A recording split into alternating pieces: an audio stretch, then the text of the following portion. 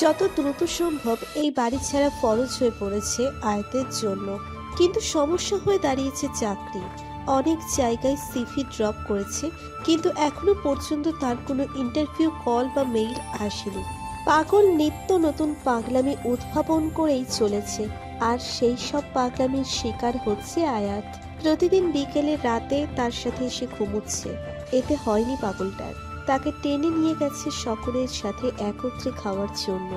এতেও পাগলের পাগলামি থামার নাম গন্ধ নেই। যখন তখন হাত ধরে টেনে নিয়ে যাচ্ছে, হয় ছাদে নয় বারান্দায়। এসব করেও পাগলটার মন ভরেনি। আগের দিন এসে বলে তাকে গোসল করিয়ে দিতে হবে। এই কথা শুনে আয়াতের মাথায় একটা বিশাল আকৃতির বাজ পড়েছিল। পাগল বায়না করে তো করে, আবার তা হাসিল করে দম ছাড়ে। বহু কষ্টে বুঝিয়ে সুঝিয়ে পাগলটাকে থামিয়েছে জিনিয়া আগের দিন। কিন্তু থামালে কি হবে, পাগলের একটা গেছে আর একটা গো ধরে বসে আছে। সকাল থেকেই এসব ভাবতে ভাবতেই মাথায় তালগোল পাকিয়ে যাচ্ছে আয়াতের। নিজের ঘরে কানে হাত দিয়ে বসে আছে সে। রুমে দরজা ফেরানোই আছে, তবুও বাহির থেকে পাগলটার চিৎকার চেঁচামেচি তার কানে আসছে। আজ নতুন আরেক বায়না ধরেছে সে, তাকে খাইয়ে দিতে হবে। আয়াতের হাতে খাওয়ার গো ধরেছে।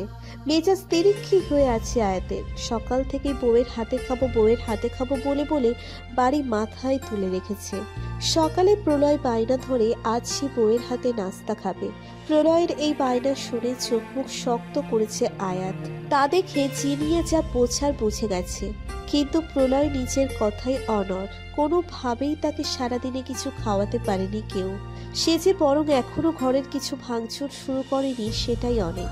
বায়না ধরেছে সেই সকালে, এখন দুপুর বিকাল গড়িয়ে সন্ধ্যা প্রায়। কিন্তু এখনো সে নিজের কথা ধরেই বসে আছে। কোনো ক্রমেই সে অন্য কারো হাতে খাবে না। বউয়ের হাতে খাবে বলেছে মানে বউয়ের হাতেই খাবে। এছাড়া তাকে খাওয়ানোর কোনো উপায় খুঁজে পাচ্ছে না কেউ। নিজের রুমেই শক্ত হয়ে বসে আছে আয়াত। দরজা খোলার শব্দে সেদিক তাকাতেই দেখে তুলন গোটা গোটা পদক্ষেপে এগিয়ে আসছে। ঘরের ভেতর কিছুটা প্রবেশ করে থমকে দাঁড়ায় সে। নিজের হাতে হাত রেখে হাত টানাটানি করছে বাচ্চাটা। তুলনের চোখ মুখ স্পষ্ট বলছে সে কিছু বলতে চায়। তা দেখে মুখে কিছুই জিজ্ঞেস করে না আয়াত। এক দৃষ্টিতে তাকিয়ে থাকে তুলনের দিকে। আমতা আমতা করে তুলন নিজেই বলল, ছোট আম্মু বাবা সকাল থেকে কিছু খায়নি, তার ওষুধও খাওয়া হয়নি। ডাক্তার নানুটা বলেছিল পাপা যেন ওষুধ মিস না করে। এই এতটুকু বাচ্চা ছেলেটাও বুঝে গেছে তার অসুস্থ চাচাকে খাওয়ানোর জন্য আয়াত নামক মেয়েটাকেই লাগবে। তুলনের কথা শুনে তখনও মুখ ফুটে হ্যাঁ না কিচ্ছু বলে না আয়াত। তখনই তুলনের পিছনে এসে দাঁড়ায় বাপ্পা। তার চোখে মুখেও চিন্তার ছাপ স্পষ্ট। সেও আমদা আমদা করে বলার চেষ্টা করে। অবাক হয় আয়াত। বলছিলাম কি, আপনিও বলছেন আমি এই বিষয়টা প্রশ্রয় দেই? অবাক হয় আয়াত। গত কয়েক দিনে বাপ্পার সাথে ভালো বন্ধুত্ব হয়েছে আয়াতের, তাই তাকে এই সময় এখানে দেখে কিছুটা হতাশ হয়েছে সে। বাপ্পাও আয়াতের চাকরির ব্যাপারে তাকে হেল্প করছে, যেন সে জলদি এখান থেকে বের হতে পারে। আয়াত যে সিদ্ধান্ত নিবে বন্ধু হিসেবে বাপ্পা তাকে সাপোর্ট করবে বলেছে। বাপ্পা বলল, ছেলেটা অসুস্থ, সুস্থ হলে নিশ্চয়ই এমন একটা বায়না সে করতো না। তাই বলছিলাম যদি সম্ভব হয় দিন না একবার খাইয়ে। আপনার মনে হয় একবার খাইয়ে দিলেই সব মিটে যাবে? এই একবারটাই শুরু বাপ্পা সাহেব। আজ খাইয়ে দিলে প্রতিদিন খাইয়ে দিতে হবে আমাকে, যা আমি চাই না। কাল নয়তো পরশু আমি চলে যাব। তখন কি করবেন আপনারা? তখন কি আমায় ফোন করে রিকোয়েস্ট করবেন আমি এসে এসে যেন পাগল বলতে নিয়েও থেমে যায় আয়াত। নিজেকে সামলে নিয়ে বলে, আমি এসে এসে যেন প্রতিদিন খাইয়ে দিয়ে যাই? এইটা কখনোই সম্ভব নয়। আমরা তো পথে ঘাটে কত অসহায়দের সাহায্য করি। ধরে নিন না প্রলয়ও তাদেরই একজন। ও তো আপনার কোনো ক্ষতি করেনি। চোখ ছোড়া বিস্ফোরিত করে তাকিয়ে আয়াত বলে, ক্ষতি করেননি বলছেন? তার অসুস্থতার জন্য আমার সম্পূর্ণ জীবন এলোমেলো হয়ে গেল, আর আপনি বলছেন ক্ষতি করেননি? হাসালেন বাপ্পা সাহেব। ক্ষমা করবেন, এইসব আমি পারবো না। আপনি ভয় পাচ্ছেন কেন? বাপ্পার এমন কথায় অবাক হয় আয়াত। অবাক চাহনিতে তাকিয়ে জিজ্ঞেস করে, ভয় পাবো কেন? কিসের ভয়? আপনি ভয় পাচ্ছেন প্রলয়ের কাছে গেলে ওকে জানলে আপনারা ওর থেকে মুখ ফিরিয়ে রাখতে পারবেন, তাই যেতে চাইছেন না। মায়া পড়ে যাওয়ার ভয়ে যেতে চাইছেন না? আয়াত আর কিছু বলে না। এই কথাটা অবশ্য বাপ্পা ভুল বলেনি। নিষিদ্ধ জিনিসে মানুষের আগ্রহ বেশি। যাকে আমরা দুহাতে দূরে ঠেলতে চাই সেই যেন প্রবল মায়ায় কাছে ডাকে সর্বোচ্চ শক্তি দিয়ে। মায়ায় পড়ে যাওয়ায় ভয়ে আয়াত প্রলয়কে জানার আগ্রহ প্রকাশ করে না। সবাই মনে করে আয়াত তার মায়ের মতো হয়েছে, কঠিন ব্যক্তিত্বের অধিকারী। কিন্তু কথাটা ভুল। এটা কেউই জানে না ভেতরে ভেতরে আয়াত একদম তার বাবার মতো হয়েছে। নরম স্বভাবের মানুষ। মা পছন্দ করে না বলেই তা প্রকাশ করে না আয়াত। সব সময় দেখায় সে ভীষণ শক্ত ধাঁচের মানুষ, কিন্তু মোটেও তা নয়। ভেতরের আয়াতটা মোমের মতো, একটু মায়া পেলেই গলে যাবে। তুলন বাপ্পা দুজনেই পরাজিত হয়ে হাল ছেড়ে দেওয়ার ভঙ্গিতে দাঁড়িয়ে থাকে। আয়াত মাথা নত করে নিজের জায়গাতেই শক্ত হয়ে বসে থাকে। এখনো প্রলয়ের চেঁচামেচির শব্দ শোনা যাচ্ছে। আয়াত হাতে কান চেপে ধরে চায়, কিন্তু পারছে না। এই চিৎকার তার ভালো লাগছে না। সে এসব থেকে মুক্তি চায়, মুক্তি। এই জীবন সে কখনোই কামনা করেনি। এটা কোনো সুন্দর জীবন হতে পারে না। আয়াত সুস্থভাবে বাঁচতে চায়, একটা সুস্থ স্বাভাবিক জীবন চায়। যে জীবন তার সঙ্গী হবে একজন সুস্থ স্বাভাবিক মানুষ, যে তাকে বুঝবে, ভালোবাসবে, সব সময় তার পাশে থাকবে, তার সব রকম আবদার পূর্ণ করবে। আয়াত সেই মানুষটার সাথে হাসবে, প্রয়োজনে তার কাঁধে মাথা রেখে কাঁদবে, মানুষটাকে কেন্দ্র করে প্রাণ উচ্ছ্বাসে মেতে থাকবে, জীবনের সব রং রূপ উপভোগ করবে। কিন্তু কোথায় সেই জীবন? মুখ মলিন করেই তুলন বাপ্পার হাত ধরে ফিরে যাবে বলে।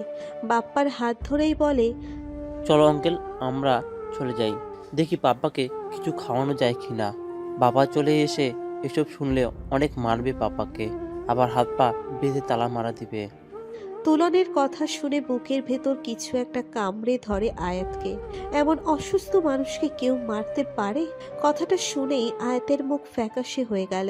বসা থেকে উঠে দাঁড়ায় সে, পেছন থেকেই বলে। মারবে কেন? থেমে গিয়ে তুলন বলল, বাবা এসব চিৎকার চেঁচামেচি একদম পছন্দ করে না।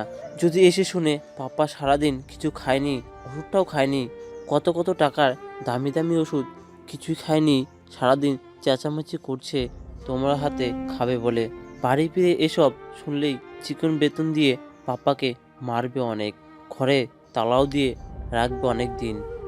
সবসময় এমন করে? হ্যাঁ তো, সব সময় মারে। পাপা কিছু বললে, একটু জোরে শব্দ করলেই বাবা পাপাকে মারে, ভীষণ মারে জানো, দাগ হয়ে যায়। পাপা অনেক কান্নাকাটিও করে। বুকের ভেতর ছ্যাদ করে ওঠে আয়াতের। কেমন ভাই? অসুস্থ ভাইকে মারতে হাত কাঁপে না? দুনিয়া গোল্লাই যায়। অসুস্থ একটা মানুষ তার হাতে ভাত খেতে চেয়েছে, এতে কোনো মহাভারত অশুদ্ধ হয়ে যায়নি। জোর কদমে এগিয়ে যায় আয়াত। রুম থেকে বের হতেই করিডোরে তার দেখা হয় জিনিয়ার সাথে। তার হাতে ভাতের প্লেট, মুখে পরাজয়ের ছাপ স্পষ্ট। অনেক চেষ্টা করেও সে যে পরাজিত হয়েছে তা তাকে দেখেই বোঝা যাচ্ছে। জিনিয়ার হাত থেকে ভাতের প্লেটটা নিয়ে জিজ্ঞেস করে, কোথায় সে? নিজের ঘরে আছে, এসো আমার সাথে। আয়াত বেরিয়ে যেতেই বাপ্পা তুলনকে জিজ্ঞেস করে, এসব কি বললি বাবা তুই? বড় ভাইয়া কবে প্রলয়কে মারলেন? কখনো মারিনি। তাহলে এসব বললি কেন?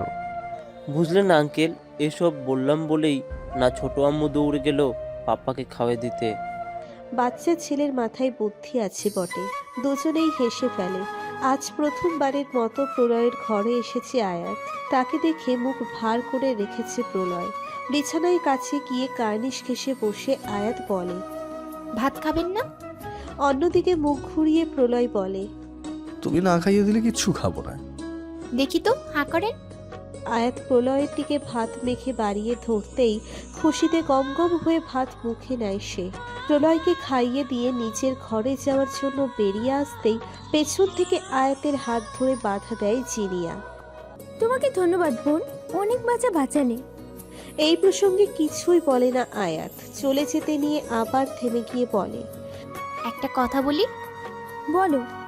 না মানে, মানুষটা তো এমনিতেই অসুস্থ, তাই না বুঝে বায়না ধরে, তাই বলে মারতে হবে কেন? একটু বুঝিয়ে বলার চেষ্টা করবেন। এমন কথা শুনে জিনিয়ার চক্ষু চরক গাছ অবস্থা। বিস্মিত হয়ে বলে, কে মারে? না আসলে তুলন বলল ওর বাবা নাকি এসব চিৎকার চেঁচামেচি পছন্দ করে না, তাই মারধর করে। তাকে বলবেন একটু বুঝিয়ে বলতে, মারাটা তো কোনো সলিউশন না, তাই না? জিনিয়া বিস্ময়ে হা হয়ে গেল, মাথা চাকিয়ে হ্যাঁ জানালো, মুখে আর কিছু বলল না। এই বাড়িতে কেউ প্রলয়ের গায়ে ফুলের টোকাটাও দেয় না।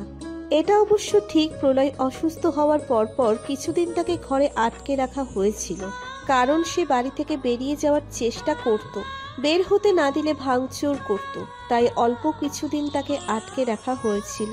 কিন্তু তারপর সে শান্ত হওয়ার পর তাকে আর আটকে রাখা হয়নি, ছেড়ে দেওয়া হয়েছে বনের পাখির মতো। তুলন আয়াতকে কি বলেছে কে জানে। এসব শুনে জিনিয়ার মাথায় তালগোল পাকিয়ে গেছে। তুলনকে জিজ্ঞেস করতে হবে ঘটনা আসলে কি, তাহলেই সব ক্লিয়ার হয়ে যাবে। তবে ঘটনা যাই ঘটুক আর তুলন যাই বলুক না কেন, সব কথার এক কথা, আয়াত প্রলয়কে খাইয়ে দিয়েছে আজকের মতো, এটাই ভালো ঘটনা। এটা ভেবেই মনে মনে হাসে জিনিয়া। ঢাকার রাস্তার জ্যাম এমন এক সমস্যা যা কখনোই হয়তো সমাধান হবে না। অফিস শেষ করে বনানী থেকে জ্যাম ঠেলে ধানমন্ডি আসতে আসতেই যান বেরিয়ে যাওয়ার উপক্রম আমানের। ঘেমে নিয়ে একাকার অবস্থা, পরনে তার অফ হোয়াইট কালারের গ্যাবেটিং প্যান্টের সাথে কালো রঙের শার্ট। শার্টের হাতা কোনোই পর্যন্ত ফোল্ড করা, 5 ফিট 8 লম্বা। আমার দেখতে শুকনো কাঠি নয়, উচ্চতা হিসাবে তার স্বাস্থ্যও ভালো। এমনিতেই আজ গরম, তার উপর কালো রঙের শার্ট পরেছে বলেই হয়তো তার আরো বেশি গরম লাগছে। ফর্সা মুখটা ঘেমে লাল হয়ে আছে, সবচাইতে বেশি লাল হয়েছে কান দুটো। শোভহানবাগ আন্ডারগ্রাউন্ড বিপিএসসিতে ঢুকে এপাশ ওপাশ তাকাতেই আমানের চোখ আটকে যায় গোলাপি, হলুদ ও নীল রঙের সুতার এমব্রয়ডারি করা ডার্ক সবুজ রঙের জামা পরা মেয়েটার উপর। সাইডের একটা টেবিলে বসেছে সে, কাউন্টারের কাছাকাছি। সেদিকে এগিয়ে গিয়ে কাঁধ থেকে ব্যাগ নামিয়ে বসতে বসতেই আমান বলল, সরি, দেরি হয়ে গেছে। রাস্তায় ভীষণ জ্যাম ছিল। আজকের মতো জ্যাম আমি আমার জীবনেও দেখিনি। হয়েছে আমার, আর মিথ্যা বলতে হবে না। প্রতিবারই দেরি হলে তুমি একই কথা বলো। কি করবো বলো, আমি তো আর ইচ্ছে করে জ্যাম লাগাইনি। আমার ডানা থাকলে তো আমি উড়িয়ে চলে আসতাম তোমার কাছে। থাক, হয়েছে, আর উড়ে আসতে হবে না। কি অর্ডার করবো তোমার জন্য? তুমি বসো, আমি অর্ডার করে আসছি। প্রেয়সীর কণ্ঠে স্পষ্ট অভিমান টের পেয়েছে আমান। কান্তার সাথে বছর 8 আগে ফেসবুকে পরিচয় হয়েছিল আমানের। বলে না লাভ এট ফার্স্ট সাইট, অনেকটা সেরকমই। ফেসবুকে প্রথম দেখাই তাকে পছন্দ হয়েছিল, কিন্তু ফেসবুকে তো ফেক আইডির অভাব নেই। একজনের ছবি দিয়ে অন্যজন আইডি খুলেছে অহরহ। প্রথমে আমানেরও তাই সন্দেহ হয়েছিল এটা ফেক আইডি নয় তো। এই কথা চ্যাটবক্সে জিজ্ঞেস করতেই অন্য পাশ থেকে দেখা করে প্রমাণ নেওয়ার প্রস্তাব দিয়ে বসে কান্তা। এমন সুযোগ কোন পাগলে হাতে ঠেলে না করবে। পরের দিনই তাদের দেখা হয় এই একই জায়গায়, কান্তার বাসা জিগাতলায়। সেই পরিচয়ের মাসখানেক অতিবাহিত হতেই দুজনে চুপিসারে দুজনার প্রেমে পড়ে যায়। বয়সে কান্তা আমানের থেকে 3 বছরের ছোট। কান্তার ফ্যামিলির অবস্থাও যথেষ্ট সচ্ছল। পরিচয়ের মাসখানেক পর থেকেই তাদের প্রণয়ের শুরু। অর্ডার দিয়ে ফিরে এসে আমান দেখে কান্তা মুখ ভার করেই বসে আছে। এই মুখ ভারের কারণ আমান জানে, তবু পাশে বসে কান্তার হাতে আলতো হাত রেখে জিজ্ঞেস করে, কি হয়েছে, মন খারাপ কেন? এবার অন্তত আমাদের সম্পর্কের কথা বাসায় বলা উচিত আমার। উচিত তা আমিও জানি, কিন্তু তোমার কাছে তো আমার কিছুই জানা নয়। জানোই তো আয়ত্তাটার সাথে কি হলো। এরপরে এত জলদি নিজের বিয়ের কথা বাসা বলার সাহস পাচ্ছি না, ঠিক ভয় পাচ্ছি, তা না লজ্জা করছে। আর তোর কথা ভেবে আমিও চাইছিলাম আর কয়েকটা দিন অপেক্ষা করতে, কিন্তু বাবা মা আমার বিয়ের ব্যাপারে ভাবছেন। তাদের কথা সামান্য শুনে ফেলেছে। আমাদের বিষয়টা ও জানে, তাই আমাকে জানিয়েছে। বাবা মা কাউকে ধরে আমার সামনে নিয়ে আসার আগেই আমি চাইছি তোমাকে তাদের সামনে নিয়ে গিয়ে দাঁড় করাতে। কান্তার হাতটা আরেকটু শক্ত করে ধরে আমান বলে, আমি কিছু একটা ব্যবস্থা করছি। একটু জলদি করো প্লিজ। এক্ষুনি বিয়ে না করলেও চলবে, কথাবার্তা হয়ে থাকতো। কিছুদিন যা, সবাই আয়াতের জমা থেকে বেরিয়ে আসুক, আয়াতটাও নিজেকে একটু গুছিয়ে নিই, তারপর না হয় বিয়ের কথা ভাববো আমরা। এজন্যই কান্তাকে ভীষণ পছন্দ আমানের। মেয়েটা স্বার্থপর নয়, নিজের কথা ভাবার আগে সে সবার কথা ভাবে, তারপর দুজনেই স্বাভাবিক হওয়ার চেষ্টা করে। কিছু কিছু ঘটনা কেবল একটি বা দুটি জীবনেই উল্টে পাল্টে দেয় না, আশেপাশের সবার জীবনের প্রভাব ফেলে যায়। কিছু কিছু ঘটনা তুফানের মতো এসে সবকিছু লণ্ডভণ্ড করে দিয়ে যায়। আসতে পারি? ফোনে কথা বলে সবেই ফোনটা কান থেকে নামিয়ে হাতে নিয়ে বসেছে আয়াত। আচমকা কারো কথায় হকচকিয়ে ওঠে, স্বাভাবিক হওয়ার চেষ্টা করে মৃদু হাসে সে বাপ্পাকে উদ্দেশ্য করে। এগিয়ে এসে আয়াতের থেকে খানিকটা দূরত্ব বজায় রেখে দাঁড়ায়। বাপ্পাকে দাঁড়িয়ে থাকতে দেখে আয়াত নিজেই বলে, দাঁড়িয়ে আছেন কেন, বসুন। সৌজন্যমূলক হেসে বসে পড়ে বাপ্পা। বসেই জিজ্ঞেস করে, খুশি খুশি দেখাচ্ছে, ঘটনা কি? একটা গুড নিউজ আছে। তাই নাকি? তা কি গুড নিউজ? আমার একটা চাকরির ব্যবস্থা হয়েছে। ওয়াও, এটা তো চমৎকার নিউজ। কোথায় হলো? এখনো 100% কনফার্ম নয়, তবে আশা করা যায় হয়ে যাবে। আমার বান্ধবী চারুলতার মামার কোম্পানিতে। তারা ফরেন বুকস অ্যান্ড ইকুইপমেন্ট নিয়ে কাজ করে। কমিউনিকেশন ডিপার্টমেন্টে লোক লাগবে। সেই সুযোগেই চারুলতা ওর মামাকে আমার কথা বলেছে। কালই ডেকেছে ইন্টারভিউর জন্য। চারুলতার মামা নিজে আমার ইন্টারভিউ নেবে বলেছে। সব ঠিক থাকলে আগামী রবিবারই আমি জয়েন করতে পারবো জানিয়েছে। চাকরির খবর শুনেই আয়াতের মন পুলকিত হয়ে আছে। এতদিনে তার একটা গতি হতে চলেছে। এবার সে নিজেকে গুছিয়ে নিতে পারবে। এই বাড়ি অন্যায়ভাবে চাপিয়ে দেওয়ার সম্পর্ক, অনাকাঙ্ক্ষিত মায়া সব ছেড়ে চলে যেতে পারবে নির্দ্বিধায়। বাহ, তাহলে তো ভালোই হলো। হ্যাঁ, এবার আমি এখান থেকে চলে যেতে পারবো। বলছিলাম কি, আমি তো চেষ্টা করছি আপনার জন্য। আর কয়টা দিন না হয়। বাপ্পাকে কথা শেষ করতে না দিয়ে আয়াত বলল, যত জলদি সম্ভব আমি এখান থেকে চলে যেতে চাই। আপনি আমার জন্য যতটা করেছেন কোনো আপন মানুষও এতটা করে না। আমি সত্যি আপনার প্রতি কৃতজ্ঞ থাকব। আবার কৃতজ্ঞতা কোথা থেকে আসছে? তবে আমি নিজে আপনার জন্য কিছু করতে পারলে বেশি খুশি হতাম। আপনি চেষ্টা করেছেন সেটাই অনেক আমার জন্য। আমি জাস্ট যত জলদি সম্ভব একটা চাকরি চাই, ব্যাস। এটাই একটা গোল্ডেন চান্স আমার জন্য। কিছুতেই তা হাতছাড়া করতে চাই না আমি। বাপ্পার হাসি হাসি মুখটা কিছুটা যেন মিহিয়ে গেল। আয়াতের চলে যাওয়ার কথা শুনে যেন বাপ্পার মনের ভিতর একটা খারাপ লাগা কাজ করলো, কিন্তু তা আয়াতকে বুঝতে না দিয়ে বলল। কংগ্রেচুলেশন। এরপর আর কথা বাড়ায় না কেউ। আয়াতের ঘর থেকে বেরিয়ে নিচের রুমে আসতেই বোনের মুখোমুখি হয় বাপ্পা। হঠাৎ বোনকে নিচের ঘরে দেখে কিছুটা চমকে ওঠে সে, কিন্তু চমকে যাওয়াটা নিজের চোখে মুখে স্পষ্ট হতে দেয় না। সঙ্গে সঙ্গেই নিজেকে সামলে নিয়ে খুব স্বাভাবিকভাবেই বলে, আপা তুই? কেন, তোর রুমে কি আমি এর আগে আসিনি? বাপ্পা বসতে বসতে বলল। আরে তা নয়, তোকে দেখে মনে হচ্ছে কিছু বলবি। ভাইয়ের মুখোমুখি বসে রাফা বলল। তোর এত আয়াতের ঘরে কি? মানে? বোনের কথায় আগা মাথা কোনোটাই বুঝতে পারে না বাপ্পা। রাফা বলল, একদম না বোঝার ভান করবি না। আমি প্রায় দেখি তুই হয় আয়াতের ঘর থেকে বের হচ্ছিস, নয়তো ছাদে দাঁড়িয়ে হাসাহাসি করছিস। এসবের মানে কি? তোকে কিন্তু আমি সাবধান করে দিচ্ছি, এটা আমার শ্বশুর বাড়ি, তোর বাপের এলাকায় নয়। এই বাড়ির বাইরে তোর যা ইচ্ছা তুই কর, আমি তাতে কিচ্ছু বলবো না। কিন্তু এখানে নয়, এখানে 19-20 কিছু হলে তোর সাথে সাথে আমাকেও বিদায় হতে হবে, কথাটা মনে রাখিস। আহা আপা, তুই শুধুই বেশি ভাবছিস। We are just good friend, nothing else. বসা থেকে উঠতে উঠতে রাফা বলল। তোর এই জাস্ট ফ্রেন্ডস তো নতুন ঘটনা নয়।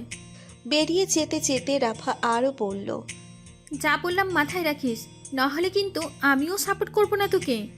বোন বেরিয়ে যেতেই চোয়াল শক্ত করে বাপ্পা। নিজেই বলে, এই মেয়ে জাতিরা সবসময় একটু বেশি বোঝে। ইন্টারভিউর কল আসার পরে আয়াত নিজের সব কাগজপত্র গুছিয়ে নিতে গিয়ে দেখে তার কিছু প্রয়োজনীয় কাগজপত্র বাসায় রয়ে গেছে। ওগুলো কাল তার লাগবে। সেই পেপারগুলোর জন্যই ছোট ভাইকে ফোন করে জানায় সে। আমান বলেছিল অফিস থেকে ফিরে পেপার দিয়ে যাবে তাকে। আনুমানিক 8টা বাজবে, এখন বাজে 8:45। আয়াত আমানকে উপরে আসতে বলেছিল, কিন্তু সে ইচ্ছে করেই আসেনি। তাই বাধ্য হয়ে আয়াত নিজেই নেমে আসে পেপারস নিতে। ভাইয়ের থেকে কাগজপত্র সব মুছে নিয়ে উপরে চলে এসে নিচের রুমে আসার সময়ই এক মুহূর্তের জন্য আয়াত থমকে দাঁড়ায়। করিডোরের শেষ মাথার রুমটা আয়াতের আর প্রথম রুমটা প্রলয়ের। প্রলয়ের রূপ অতিক্রম করার সময় কয়েক মুহূর্তের জন্য থমকে গেছে আয়াত। রুমের দরজা কিছুটা খোলা, তার চোখে পর মুহূর্তেই হুট করে আয়াতের খেয়াল হয় আজ দুপুরের পর থেকে প্রলয়ের সাথে তার দেওয়া হয়নি। কোথায় সে আজ? এমনি সময় তো বউ বউ করে বাদর নাচ নাচে সারাটা দিন চোখের সামনে, আজ বাদরটা কোথায় গেল? প্রলয়ের সারাদিন এই বউ বউ নাচানাচি দেখলে আয়াতের প্রায় মনে ইচ্ছে জাগে পাগলটাকে কষিয়ে একটা চর মারতে পারলে শান্তি পেত সে। শুধু চর নয়, চর মেরে জিজ্ঞেস করতো, এই রে পাগল, বউয়ের তুই কি বুঝিস রে? শুধু বউ বউ করে নাচলেই হবে? বউকে যে আদর করতে হয় তা জানিস তুই?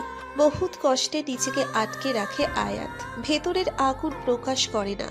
প্রলয় কোথায় আছে সেটা দেখার জন্য আয়াতের এক মন তাকে বলছে একটু কি রুমের ভিতরে উকি দিয়ে দেখবে সে রুমে আছে কিনা। আবার অন্য মন বলে কোনো প্রয়োজন নেই অহেতুক মায়া বাড়ানোর, আসেনি বেশ হয়েছে, এমনিও তুই দুদিন পর চলে যাবি। মনে মনে দ্বিধা দ্বন্দ্বে পড়ে যায় আয়াত কি করবে ভেবে। পর মুহূর্তেই মনে হয় চলে তো যাবই, একটু দেখলে কি আর এমন ক্ষতি হয়ে যাবে। তাই মনের দ্বন্দ্ব কাটিয়ে রুমের ভেতর উকি দেয় সে।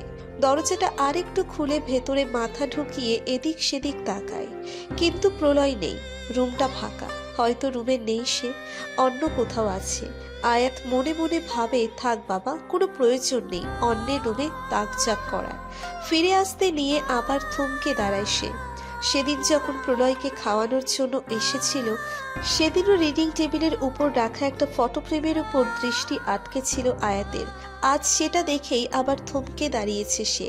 সেদিন প্রলয় জিনিয়ার উপস্থিতিতে ফটো ফ্রেমটার কাছে গিয়ে দেখতে পারেনি আয়াত। আজ মোক্ষম সুযোগ তার হাতে। একবার করিডোরের এদিক সেদিক তাকিয়ে দেখে আশেপাশে কেউ নেই, সঙ্গে সঙ্গে পা টিপে রুমের ভিতর প্রবেশ করে আয়াত। দরজাটা হালকা ভেজিয়ে দেয়, যেন বাইরে থেকে কেউ দেখতে না পারে সে ভেতরে আছে। দ্রুত পদক্ষেপে এগিয়ে গিয়ে ফটো ফ্রেমটা তুলে হাতে নেয় সে। হাস্যোজ্জ্বল চেহারার একটা মেয়ের ছবি, মেয়েটার দুই গালেই টোল পড়া, ভারী মিষ্টি দেখতে। নিখুঁত দৃষ্টি নিয়ে ছবিতে থাকা মেয়েটার মুখের দিকে তাকিয়ে থাকে আয়াত।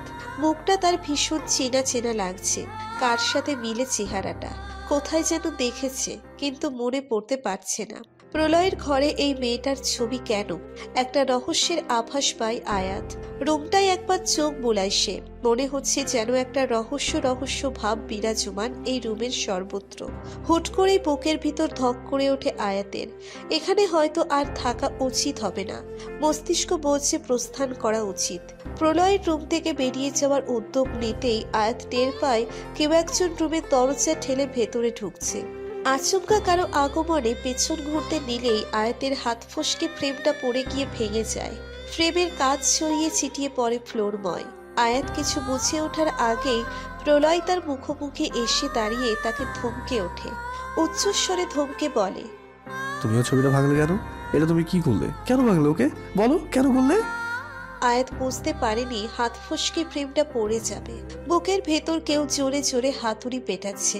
মনে মনে নিজেকে সামলে নেওয়ার চেষ্টা করে বলতে চায় সে ইচ্ছে করে কাজটা করেনি, কিন্তু মুখ খুলে তা বলার আগেই প্রলয় সজোরে হাত বাড়িয়ে আয়াতের বাহু ধরে তাকে ধাক্কা দিতেই সে গিয়ে পেছন দিকে ছিটকে পড়ে।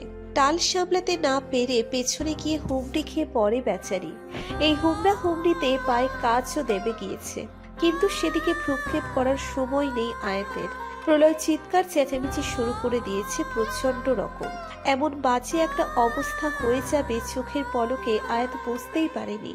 প্রলয় নিজেও ভাঙা কাছের টুকরোর উপরে দাঁড়িয়ে পা দাপিয়ে আরো চিৎকার করছে। হাতের কাছে রিডিং টেবিলে থাকা পেন হোল্ডার হাতে তুলে নেয় আয়াতকে ছুঁড়ে মারবে বলে। কয়েক সেকেন্ডের জন্য পাজল হয়ে যায় আয়াত। মুহূর্তের মধ্যে কি হয়ে গেল বোঝার চেষ্টা করে। পেন হোল্ডার সমেত প্রলয় আয়াতের দিকে তেড়ে যাওয়ার চেষ্টা করতেই ততক্ষণে তার চিৎকার চেঁচামেচি শুনে জিনিয়া দৌড়ে এসেছে। পেছন থেকে চাপটে ধরেছে সে প্রলয়কে। জিনিয়ার পেছন পেছন শাহানারা, রাফা, বাপ্পাও এ ঘরে এসে উপস্থিত হয়েছে। তোলন দাঁড়িয়ে আছে দরজার আড়ালে। চাচার এমন চিৎকার চেঁচামেচি তার জন্য নতুন দৃশ্য নয়। বাড়ির বাকি পুরুষেরা আজ এখনো বাড়ি ফিরে আসেনি। সামনে রমজান মাস, এই সময় মার্কেটে ক্রেতা সমাগম বেশি থাকে বলে তাদের দোকানে বেশি সময় দিতে হয়। জিনিয়া ও শাহানারা মিলে প্রলয়কে সামলাতে ব্যস্ত হয়ে পড়ে।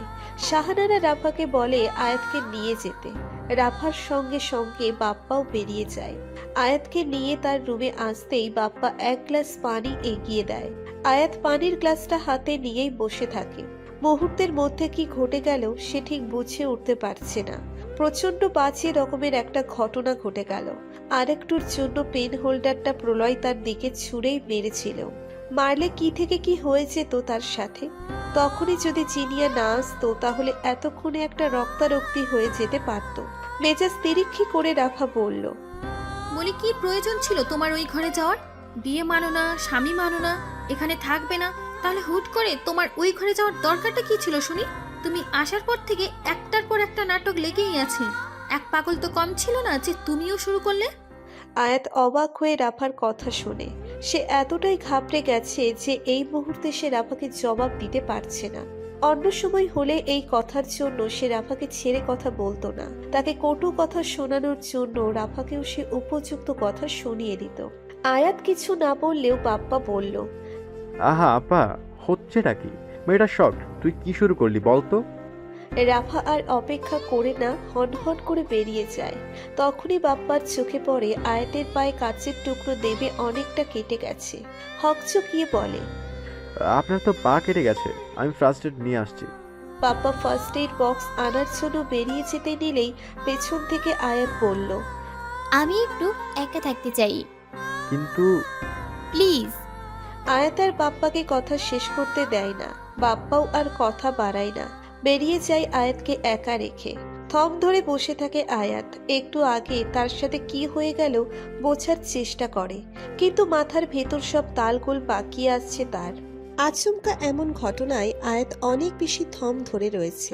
ভয়ে ভয়ে প্রকাশ করতেও ভুলে গেছে যেন। পায়ে কাচের টুকরো ডেবে কেটে গিয়ে রক্ত বেরিয়ে সেই রক্ত পায়েই শুকিয়ে গেছে। কাঁচ ভাঙা টুকরো বের করার কথা মনেই নেই আয়াতের। জিনিয়া আয়াতের ঘুরে উকি দিতেই দেখে সে থম ধরে বিছানার এক কোণা ঘেঁষে জরা জীর্ণ হয়ে বসে আছে। রুমের দরজা ঠেলে ভেতরে প্রবেশ করে জিনিয়া। এগিয়ে এসে মুখোমুখি বসতেই আয়াতের হদিশয় জিনিয়া এসেছে। একবার মুখ তুলে জিনিয়ার মুখের দিকে তাকিয়ে থেকে আবার পূর্বের ন্যায় থম ধরে বসে থাকে আয়াত। জিনিয়ার ডান হাতে থাকা ফার্স্ট এইড বক্সটা পাশে রেখে অন্য হাতে থাকা ছবিটা আয়াতের দিকে বাড়িয়ে ধরে সে। প্রলয়ের রুমে আয়াতের হাত ফসকে পড়ে ভেঙে যাওয়া ফটো ফ্রেমে এই ছবিটাই ছিল। ছবিটা জিনিয়া তার দিকে তাক করে রাখায় বেশ অবাক হয় আয়াত। এই ছবি এখানে কেন? জিনিয়া তাকে কেন দিচ্ছে ছবিটা? কি বোঝাতে চাই সে? একটা ফ্রেম ভেঙে যাওয়া নিয়ে কি থেকে কি হয়ে গেল? একটুর জন্য প্রলয় তার দিকে ভারী পেন হোল্ডারটা ছুঁড়েই মেরেছিল। ইস, ভাবতেই ঘটনাটা আয়াতের দৃশ্যপটে ভেসে ওঠে। সঙ্গে সঙ্গে শিউরে ওঠে সে। কত বড় একটা অঘটন ঘটার হাত থেকে বেঁচে ফিরেছে। তখন যদি আয়াতের সামনে বসে থাকা এই মানুষটা সময় মতো না আসতো তাহলে কি হতো? আর ভাবতে পারছি না আয়াত। তার দিকে বাড়িয়ে রাখা ছবিটার দিকে একবার তাকিয়ে থেকে আবার জিনিয়ার দিকে তাকায় আয়াত। জিনিয়া ভ্রু নাচিয়ে পৌঁছায় ছবিটা নেওয়ার জন্য। আয়াত হাত বাড়িয়ে ছবিটা নিয়ে খুব মনোযোগ সহ দেখতে লাগে। কে এই মেয়েটা? প্রশ্নটা আয়াতের মস্তিষ্কে আলোড়ন সৃষ্টি করেছেই কেবল, আর ঠিক সঙ্গে সঙ্গেই জিনিয়া বলল, আমার ছোট বোন জেসি। কথাটা শোনার সাথে সাথে তড়িৎ গতিতে চোখ তুলে জিনিয়ার দিকে তাকায় আয়াত। এতক্ষণে সে মেলাতে সক্ষম হয় জিনিয়ার চেহারা আদলের সাথে ছবির মেয়েটার চেহারার মিল আছে। এতক্ষণ ঘটনার আকস্মিকতায় খেয়াল করেই উঠতে পারেনি। কিন্তু প্রলয়ের ঘরে জিনিয়ার বোনের ছবি কেন? এই ছবিটা পড়ে যাওয়ায় প্রলয় এত রিয়েক্ট করলো কেন? এই মেয়ের সাথে প্রলয়ের কি সম্পর্ক? এত এত প্রশ্নের ছড়াছড়ি, কিন্তু উত্তর কে দিবে তা অজানা। আয়াতের দৃষ্টির জানতে চাওয়া বুঝতে পেরে জিনিয়া বলল, তোমাকে অনেক কিছু বলার আছে, কিন্তু তোমার আগ্রহ নেই বলে বলার চেষ্টা করিনি। বলতে বলতেই জিনিয়া হাত বাড়িয়ে আয়াতের পায়ের ক্ষত পরিষ্কারে মনোযোগ দেয়। আয়াত বাধা দেওয়ার চেষ্টা করে না। সন্ধ্যার পর থেকে তার সাথে যা ঘটে যাচ্ছে ধাতস্থ হতে সময় প্রয়োজন।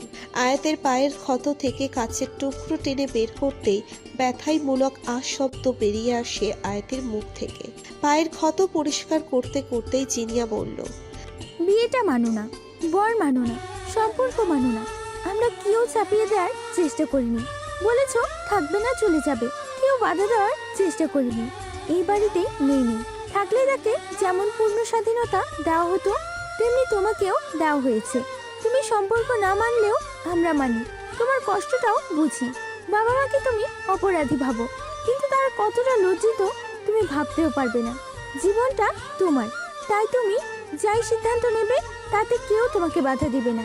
তুমি যদি বলো প্রলয়কে ডিভোর্স দিয়ে দিবে, তাতেও এই বাড়ি থেকে কেউ আপত্তি করবে না। আমরা কেউ তোমার সাথে প্রতারণা করতে চাইনি। তুমি সম্পর্কটা মানো না বলে আমরা জোর করে সম্পর্কের দোহাই দিয়ে তোমাকে আটকানোর চেষ্টা করিনি বলে কিছু জানাইনি, এতদিন জানানোর চেষ্টাও করিনি। কিন্তু আজকের ঘটনার পর মনে হলো ভুল করেছি এতদিন। তুমি এই বাড়িতে আসার পরেই তোমাকে সব বলা উচিত ছিল, তোমাকে আটকে রাখার জন্য নয়, জানানোর জন্য। অনাকাঙ্ক্ষিতভাবে যে মানুষটার সাথে তুমি জীবনের সবচাইতে পবিত্র সম্পর্কে জড়িয়ে গেলে তার গল্পটা, তার জীবনের এই করুণ পরিণতির ঘটনাটা তোমার জানা উচিত। সব শুনে তুমি তোমার সিদ্ধান্ত পরিবর্তন করবে কিনা করবে না এটা একান্তই তোমার ব্যাপার। আমরা কেউ জোর করবো না তোমাকে। কথায় কথায় আয়াতের পায়ের ক্ষত পরিষ্কার করে ব্যান্ডেজ করে দিয়েছে জিনিয়া। কাটাটা অনেক বেশিও নয়, আবার গভীরও নয়, তাই ডাক্তারের কাছে যাবার প্রয়োজন হবে না। যা করণীয় তা জিনিয়াই করে দিয়েছে।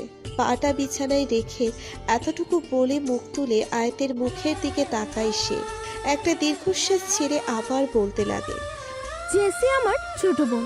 তুমি হয়তো ভাবছো আমার বোনের ছবি প্রলয়ের ঘরে কি করছে। এই ছবিটা পড়ে যাওয়ার প্রলয় এত রিয়েক্ট করলো কেন, এইসব ভাবাটাই স্বাভাবিক। তুমি না চাইলেও আমি তোমায় বলবো, তোমার জানা উচিত আমার বোন হওয়া ছাড়াও জেসি প্রলয়ের প্রেমিকা ছিল। নিবৃত্তে প্রলয় জেসি প্রেম চলছিল। ভীষণ চমকে ওঠে আয়াত। সে জানতো প্রলয়ের সাথে তার বিয়েটা পূর্ব পরিকল্পিত। তাহলে জেসি কোথা থেকে এলো? আয়াতের চোখে মুখে অবাক হওয়াটা স্পষ্ট ভেসে উঠেছে। আয়াতকে চমকাতে দেখে জিনিয়া কিছুটা কাছাকাছি এগিয়ে এসে আয়াতের একটা হাত ধরে বলে, আমরাও তোমার মতোই চমকে গিয়েছিলাম। প্রলয় আর জেসির প্রেমের কথা আমরা কেউ জানতাম না। আমি এই বাড়িতে বউ হয়ে এসেছি 10 বছর আগে। আমার বিয়ের 2 বছর পর তুলানের জন্ম হয়েছে। ওদের প্রেমটা সম্ভবত আমার বিয়ের পর থেকেই, তবে তা আমরা কেউ জানতাম না। আমার বাবা যে তার বন্ধুকে কথা দিয়ে রেখেছে এই কথাও আমরা কেউ জানতাম না। 2 বছর আগে একদিন রাতে খেতে বসে বাবা বলেন, আমি আমার এক বন্ধুর মেয়ের সাথে প্রলয়ের বিয়ের কথা দিয়ে রেখেছি। বাবার মুখে এমন কথা শুনে আমরা সবাই অবাক হলাম। বলা নেই কর নেই, হুট করে প্রলয়ের তাও তা আগে থেকে কথা দেয়া। সবাই যতটা অবাক হলাম তার চাইতেও বেশি অবাক হলো প্রলয়। চোয়াল শক্ত করে ঠান্ডা জবাবে সে বাবার কথার প্রতিবাদ করে বলল, আমার পক্ষে বিয়ে করা সম্ভব নয় বাবা। বাবার কথা শুনে আমরা যতটা না অবাক হয়েছি, প্রলয়ের প্রতিবাদ শুনে তার চাইতেও বেশি অবাক হয়েছি। প্রলয়ের প্রত্যাখ্যান শুনে বাবা কোনো উচ্চবাচ্য করলেন না। তিনি মানুষটাই এমন। এই বাড়িতে এসেছি 11 বছর চলছে, অথচ কোনোদিন এই মানুষটাকে আমি কারোর সাথে উঁচু গলায় কথা বলতে দেখিনি। উঁচু গলায় কথা বলা বা কাউকে দুইটা গালমন্দ করা এসব হয়তো তিনি জানেনই না। প্রলয়ের না শুনে বাবা শান্ত ভঙ্গিতেই জানতে চাইলেন, আপত্তির বিশেষ কোনো কারণ আছে কি? প্রলয়টা বরাবরই কথার বেলায় সোজা সাপটা, মনে একটা রেখে মুখে আরেকটা কখনোই বলতে পারে না। আবার 4 ভাইয়ের মধ্যে সবচাইতে রাগী, জেদ প্রলয়ের বেশি। বাবার মুখের উপর জবাব দিতে তার কোনো দ্বিধা নেই। তার মতে সত্যটা চেপে না রেখে সাহস করে বলে ফেলাই উত্তম। পরিণতি যাই হোক, তাই বাবা প্রশ্ন করতে প্রলয় সঙ্গে সঙ্গেই বলল, আমি একজনকে কথা দিয়েছি, সেখান থেকে ফিরে আসার কোনো পথ নেই। প্রলয়ের পটাপট জবাব শুনে মনে হয়েছিল সে যেন প্রশ্নটার অপেক্ষাতেই ছিল। বাবা প্রশ্ন করার সাথে সাথেই নিজের জবাব জানিয়ে দেয়। বাবা প্রলয়কে আর কিছুই বলেনি, এমনকি কিছু জিজ্ঞেসও করেনি। ও যে বললাম মানুষটা উচ্চবাচ্য করে না, তোমার সাথে বিয়ের বিষয়ে বাবা প্রলয়কে আর কিছু বললেন না। তিনি সম্পর্কটা প্রলয়ের উপর চাপিয়ে দিতে চাননি কখনোই। প্রলয় যেমন রাগী, জেদি, বদমেজাজি, তেমনি সে বাবা মাকেও ভীষণ ভালোবাসে। তাই বাবা চাপাচাপি করলে হয়তো সে তোমাকে বিয়ে করার জন্য রাজি হয়ে যেত, কিন্তু এমন কাজ বাবা করেননি। চাপাচাপি করে তোমার সাথে প্রলয়ের বিয়ে দিলে তোমরা কেউ ভালো থাকতে না, কেউ সুখী হতে না। চাপাচাপি করে আর যাই হোক সংসার হয় না। সংসারের জন্য চাই সুখ, বিনা সুখের ঘর হয় না, এটা বাবা বলেন। কিন্তু তখনও আমরা কেউ জানতাম না জেসি আর প্রলয়ের মাঝে একটা ব্যক্তিগত ভালোবাসার সম্পর্ক ছিল। তারা একে অপরকে ভালোবাসতো। এমনকি আমিও জানতাম না। প্রলয়, জেসি দুজনের একজনও আমাকে বলেনি। এতটুকু বলে খানিক বিরতি নেয় জিনিয়া। তারা একে অপরকে ভালোবাসতো। জিনিয়ার বলা ভালোবাসত শব্দটা ভীষণ রকম আলোড়ন সৃষ্টি করেছে আয়াতের মস্তিষ্কে। ভালোবাসত কেন বলল সে? এতদিন নিজের কৌতূহল দমিয়ে রাখতে পারলেও আজ এই মুহূর্তে এতটা শোনার পর আয়াত আর নিজের কৌতূহল দমিয়ে রাখতে পারছে না। কৌতূহলদের উপর সে তার কন্ট্রোল হারিয়ে ফেলেছে। তাই বেফাস মুখ ফসকে জিজ্ঞেস করেই ফেলল, ভালোবাসো তো কেন? তা এখন তারা একে অপরকে ভালোবাসে না? আয়াতের প্রশ্নে স্মিত হেসে জিনিয়া বলল, হয়তো এদের ভালোবাসা এখনো বেঁচে আছে, কেবল আমার বোনটা মরে গেছে। খুব সাবলীলভাবে কথাটা বলে ফেলল জিনিয়া। বুকের ভেতর কিছু একটা ছ্যাদ করে ওঠে আয়াতের। খুব শক্ত একটা কষ্ট অনুভব করে সে। কিন্তু কেন? কার জন্য? প্রলয়ের জন্য, নাকি জেসির জন্য, নাকি তাদের মাঝে ছিল নামক ভালোবাসার জন্য? কার জন্য এই কষ্ট অনুভূতির জন্ম? আয়াতের মুখটা করুণ হয়ে গেল মুহূর্তেই। কিন্তু জিনিয়ার চোখে মুখে কোনো বিকার নেই। অবলীলায় সে বোনের মৃত্যুর কথা বলে ফেলল। একটা দীর্ঘশ্বাসের অস্তিত্বও টের পেল না আয়াত। জিনিয়া নিজেই আবার বলতে লাগলো, ওই ঘটনার 6 মাস পরের ঘটনা। আমার বোন জেসি রাজশাহীতে পড়াশোনা করত। দেশে রাজনৈতিক অস্থিরতা বিরাজ করছে তখন। চারিদিকে দাঙ্গা হাঙ্গামা চলছে। এর মধ্যে একদিন সন্ধ্যায় প্রলয় আমার ঘরে এলো। এসে আমার হাতটা ধরে বলল, ভাবি বাসায় একটু ম্যানেজ করে দাও, আমি 2 দিন বাসার বাইরে থাকবো। প্রলয়ের কথা শুনে আমার সন্দেহ হলো।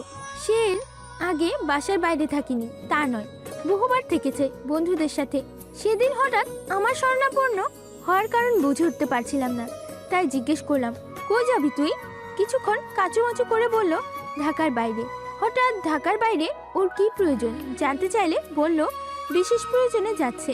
আমি অনেক চাপাচাপি করার পরে বলল, একজনকে আনতে যাচ্ছে, আমাদের জন্য সারপ্রাইজ আছে, বিশেষ করে আমার জন্য। যাকে আনতে যাচ্ছে তাকে দেখলে নাকি সবচেয়ে বেশি খুশি আমি হব। ওর কথার আকামাথা বুঝলাম না, কিন্তু প্রলয়ের জোরাজুরিতে এরকম বাধ্য হয়ে বললাম, আমি এদিকটা সামলে নেব। কোথায় যাচ্ছে, কাকে আনতে যাচ্ছে কিছুই বলেনি আমাকে, শুধু বলে গেল পরশু ফিরে আসবে সারপ্রাইজ সহ। আমি কেবল মাথা ঝাঁকিয়ে সায় দিলাম। প্রলয় চলে যাওয়ার পর ডিনারের পরে রাফা এলো আমার ঘরে। তখন রাফার নতুন এই বাড়িতে এসেই হাসতে হাসতে বলল, তোমরা দেবর ভাবি এত কিছু প্ল্যান করে রেখেছে, আমাকেও কিছু বললে না ভাবি? রাফার কথায় আমি বেশ অবাক হলাম। অবাক হয়ে জানতে চাইলাম, কি প্ল্যান করেছিস? রাফা বলল, আমি জেনে গেছি ভাবি, প্রলয় তোমার বোনকে আনতে গেছে। এই কথা শুনে আমি যেন ধপাস করে আকাশ থেকে জমিনে আছড়ে পড়লাম। প্রলয় কেন আমার বোনকে আনতে যাবে? রাফা আরো বলল, আগে আমিও কয়েকদিন ব্যাপারটা টের পেয়েছিলাম, তবে আজ একদম শিওর হলাম যখন দেখলাম ওর যাওয়ার দিকটা তুমি বাসায় সামলে দিচ্ছ। তাছাড়া ফোনেও কথা বলতে শুনেছি, কাকে যেন বলছে জেসিকে আনতে সে রাজশাহী যাচ্ছে। রাফার কথা শুনে আমার বুকের ভেতরটা কেমন করে উঠল, মাথা ভনভন করে উঠল। তৎক্ষণাৎ আমি রাফাকে কিছু বললাম না, কেবল বললাম প্রলয় না ফেরা পর্যন্ত এই বিষয়টা চেপে যেতে। এমনকি হিমালয়কেও বলতে নিষেধ করলাম, ওরা ফিরুক তারপর কথা হবে। রাফা আমার ঘর থেকে বেরিয়ে যেতেই আমি ছুটে গেলাম প্রলয়ের ঘরে। তন্ন তন্ন করে সব কিছু খুঁজলাম, বিশেষ করে খুঁজলাম প্রলয়ের ডায়েরিটা। প্রলয় ছোটবেলা থেকে ডায়েরি লিখতে পছন্দ করে। রাফা যা বলেছে তা যদি সত্যি হয়ে থাকে তাহলে প্রলয় অবশ্যই তার ডায়েরিতে লিখেছে, কিন্তু রুমের কোথাও ডায়েরিটা পেলাম না। পরে খেয়াল হলো হয়তো আলমারিতে আছে। প্রলয় কোথায় তার আলমারির চাবি রাখে তা বাসায় একমাত্র আমি জানি। সেদিনও একই জায়গায় ছিল, আলমারিতে খুঁজেই ডায়েরিটা পেয়ে গেলাম। আমি যা ভেবেছিলাম তাই, প্রলয়ের ডায়েরিতে অনেকটা জুড়ে জেসির কথা লেখা। প্রলয় জেসিকে আনতে গেছে সেই কথাও লেখা আছে। তাও আমি শতভাগ শিওর হওয়ার জন্য জেসিকে ফোন করলাম। প্রথমে জেসি ধরা দিতে না চাইলেও যখন আমি চাপাচাপি করলাম তখন বলল, আমার বাড়িতে বউ হয়ে আসতে হলে, আমার দেবরের বউ হয়ে আসতে হলে তোকে আমার সত্যিটা বলতে হবে, না হলে তোর আর প্রলয়ের মাঝে আমিও বাধা হয়ে দাঁড়াতে পারি। আমার কথায় হয়তো জেসি ঘাবড়ে গিয়েছিল। জেসি ভালো করে জানে এই বাড়িতে মায়ের পরে আমার কথার কতটা গুরুত্ব দেয়া হয়। তাই ঘাবড়ে গিয়ে জেসি আমাকে সবটা বলে দিল। ওদের প্রেমের কথা, প্রলয়কে আনতে গেছে সেই কথাও। জেসির কাছে সব শুনে আমি কিছুক্ষণ থম ধরে ছিলাম, বাবা মা বিষয়টা কিভাবে নেবেন ভেবে। তখন মনে হয়েছিল প্রলয় ভালোবাসার জন্য দুনিয়ার মেয়ে পেত না, আমার বোনকে ভালোবাসতে হলো। এখন যে সংসারে অশান্তি হবে না তার কোনো গ্যারান্টি আছে? পর মুহূর্তে নিজেকে সামনে নিলাম, এখনই হাহুতাশ করে লাভ নেই। ওরা ফিরে আসুক, তারপরে এটা পরে দেখা যাবে। এমন তো নয় যে জেসিকে নিয়ে সে এই বাড়িতে উঠবে, ওকে বাসায় দিয়ে আসবে হয়তো আমার বাবার বাড়ি মিরপুরে। প্রলয় হয়তো ওকে বাসায় দিয়ে ফিরবে। এতটুকু বলে থামে জিনিয়া একটু জিরিয়ে নেওয়ার জন্য। আয়াত উপলব্ধি করতে পারে কথার এই পর্যায়ে জিনিয়ার নিঃশ্বাস কিছুটা ভারী হয়ে আসছে। এরপর কি হয়েছিল তা জানতে চাওয়ার আগ্রহ, কৌতূহল প্রতি মুহূর্তে বেড়েই চলেছে আয়াতের। জিনিয়ার ভারী হয়ে আসা নিঃশ্বাস, অস্থির হয়ে আসা চেহারায় আয়াতকে জানান দিচ্ছে এর পরের ঘটনাটা সুখের ছিল না। আয়াত আরেকটু জিনিয়ার কাছাকাছি এগিয়ে এসে তার হাত শক্ত করে চেপে ধরে বলল, একটু পানি দেই? মৃদু হেসে জিনিয়া বলল, লাগবে না, আমি ঠিক আছি। থমথমে কণ্ঠে আয়াত জিজ্ঞেস করল, এরপর কি হয়েছিল? জিনিয়া আবার অতীত বর্ণনায় ব্যস্ত হলো। ওই সময়টা খারাপ যাচ্ছিল। প্রতি ঘন্টায় ঘন্টায় নিরীহ মানুষ মারা যাওয়ার, মেয়ে ধর্ষণের ব্রেকিং নিউজ দেখাতে ব্যস্ত নিউজ চ্যানেলগুলো। ঘরে এসব দেখে আমরা আফসোস ছাড়া কিছু করতে পারিনি। কিন্তু কে জানতো ঘন্টা কয়েক বাদে এমন কোনো ঘটনার শিকার আমরাই হব। বুকের ভেতর অদৃশ্য কিছু কামড়ে ধরে আয়াতকে। জিনিয়া বলতে থাকে, ওদের ফিরতে ফিরতে রাত হয়ে গেছিল। ঢাকায় ফিরে জেসিকে নিয়ে কমলাপুর থেকে বাসায় ফিরছিল ওরা। হয়তো জেসিকে বাসায় দিয়ে প্রলয় বাসায় ফিরে আসবে, এইটাই কল্পনা ছিল। যতটুকু শুনেছি ওরা দাঙ্গায় পড়ে যায়, অনেক ঝামেলা হচ্ছিল। রাস্তায় বাস গাড়ি যাই বের হচ্ছে জ্বালিয়ে দিচ্ছে, কে কাকে কোনোখান দিয়ে মারছে, কারো কোনো হুঁশ জ্ঞান নেই। সত্যি মিথ্যা জানি না, এতটুকুই শুনেছি। ওরা প্রলয়ের সামনে আমার বোনের সমানে হাত দিয়েছিল। প্রলয় বাধা দেওয়ায় ওকে অনেক মারধর করেছে।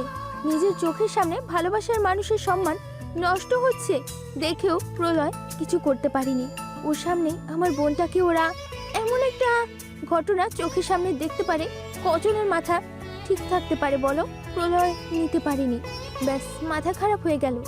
জেসির লাশ। এখানে একটু কেঁপে ওঠে জিনিয়া, আবার নিজেকে সামলে নেওয়ার চেষ্টা করে বলে, ফোন এলো, জেসির লাশ ও প্রলয়কে গুরুতর আহত অবস্থায় হাসপাতালে নেওয়া হয়েছে। সেই রাতেই আমরা ছুটে গেলাম। তারপর থেকে প্রলয়টা এমন হয়ে গেল। ডাক্তার বলেছে চোখের সামনে এমন একটা ঘটনার শকও নিতে পারিনি। হয়তো কোনো একদিন সুস্থ হয়ে যাবে, সব নির্ভর করে হয়তো উপরের বাকিটা আল্লাহ ভালো জানেন। একটা ভারী দীর্ঘশ্বাস জিনিয়ার বুক ছিঁড়ে বেরিয়ে এলো এবারে, যেন সে এই দীর্ঘশ্বাসটাকে অনেক থেকে আটকে রেখেছিল বুকের ভেতর। আয়াতের চোখের পানি গাল বেয়ে পড়েছে, তা দেখে হাসি হাসি মুখ করে জিনিয়া বলল, ওমা কাঁদছো কেন? নিজেকে সামলে নেওয়ার চেষ্টা করে আয়াত বলল, আপনার চোখে পানি নেই, আপনার কষ্ট হচ্ছে না? অনেক কেঁদেছি। জেসি প্রলয় ওরা দুজনেই আমার জন্য ভীষণ আদরের ছিল। একটা ঘটনা যে ওদের দুজনের জীবন এভাবে ওলট পালট করে দিবে তা ভাবতেই পারিনি। আমার বোনটা মরে যাবে, আমার এত সুন্দর রাজপুত্রের মতো দেখতে দেবতার মাথা নষ্ট হয়ে যায়, কে জানতো। এখন অবশ্য অনেকটা শুয়ে গেছি, আগের মতো হঠাৎ চোখে পানি আসে না, কিন্তু প্রলয়টার জন্য বড্ড বেশি কষ্ট হয়। আমার বোনকে ভালোবেসে ছেলেটা সব হারিয়ে পাগল হয়ে গেল। জিনিয়া থামতেই খানিক বিরতি নিয়ে আয়াত জিজ্ঞেস করল, একটা প্রশ্ন করি? অনুমতি নিচ্ছ কেন? আমার বাবা কি এসব জানতেন? তোমার বাবার কাছে আমরা কিছুই লুকাইনি।